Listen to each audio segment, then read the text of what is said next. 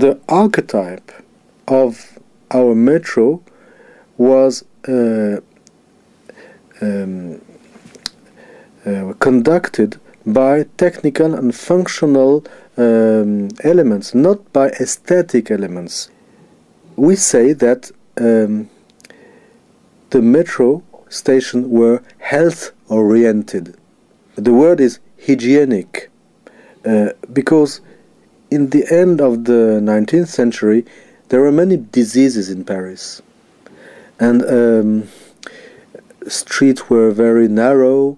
The city was overcrowded, and some big changes were decided. The sewer system and the metro. So when the engineers have imagined how a metro station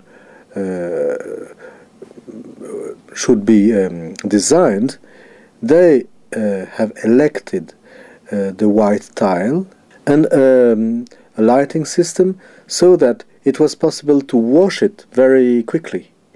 And the form of the vault and the form of the vault of the corridors and so on were thought as the sewer system, because the techniques of that time authorized only some ways to build the metro. I couldn't give it higher praise. It's clean, it's safe, it's regular, and it's usually agreeable to travel in. I mean, I say usually because, you know, every now and then, if you travel at peak hours, obviously it's crowded. Sometimes you get oddities traveling with you that you can't avoid. But basically, it's a system designed to carry people well, not just efficiently, but well.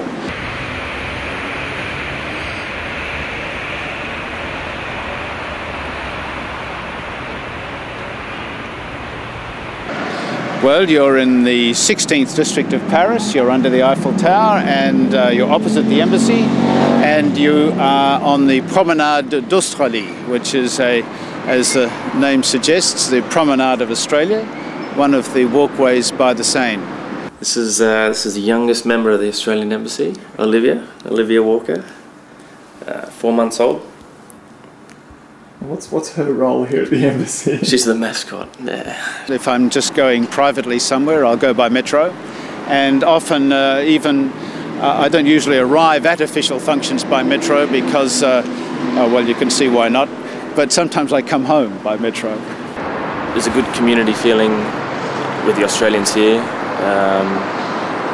It's quite you're unique, but at the same time you can be anonymous if you want to blend in or blend out. It's quite easy. I'm in the food industry. I love food, and French food is the home of cuisine. So that side, it suits me. Going to the bakery, you can discuss for 10 minutes, you know, a bread roll. What is Paris like to live and work in? Well, I'd like to tell you it's tough. No, it's a delightful place to live. Obviously, it's a delightful place to work because you know, France is a very hospitable place.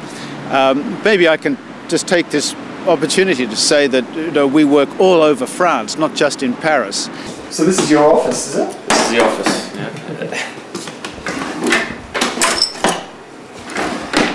I did my apprenticeship in Australia. It's one of those things that